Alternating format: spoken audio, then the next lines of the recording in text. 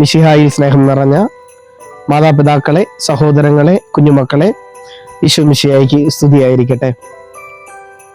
ഏവർക്കും ക്രിസ്മസിന്റെയും പുതുവത്സരത്തിന്റെയും ആശംസകൾ നേരുന്നു. യെസ് പറയുന്നതിന്റെ ആഘോഷമാണ് ക്രിസ്തുമസ്. അത്യുന്നതനായ പുത്രൻ തന്റെ പിതാവായ ദൈവത്തോട് യെസ് പറഞ്ഞതിന്റെ ഉത്തരമാണ് മംഗളവാർത്ത. പരിശുദ്ധ മറിയം യെസ് പറഞ്ഞതിന്റെ ഉത്തരമാണ് ക്രിസ്മസ്. ഔസേ പിതാവ് യെസ് പറഞ്ഞതിന്റെ ഉത്തരമാണ് അദ്ദേഹം തിരുക്കുടുംബത്തിന്റെ നാഥനായത്.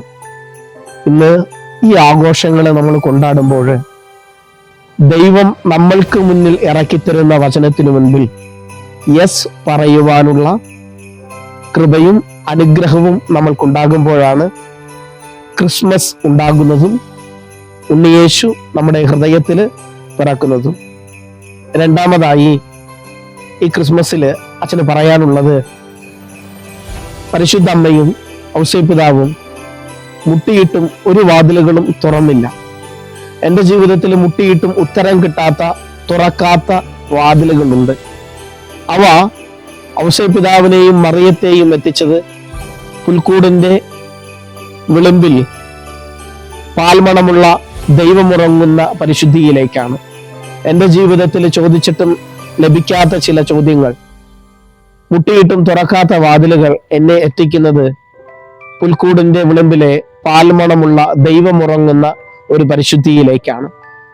മൂന്നാമതായി യേശു എന്ന് പറഞ്ഞത് ഗോമൂത്രത്തിന്റെയും ചാണകത്തിന്റെയും ഗന്ധമുള്ള ഒരു പുൽക്കൂട്ടിലേക്കാണ്. ഓരോ ദിവസവും പരിശുദ്ധ കുർബാനയിലൂടെ അവൻ നമ്മിലേക്ക് ഇറങ്ങി വരുമ്പോൾ പാപമൂലമായ പാപത്തിന്റെ ഗന്ധമുള്ള എൻ്റെ ഹൃദയത്തിലേക്കാണ്. നമുക്ക് പ്രാർത്ഥിക്കാം.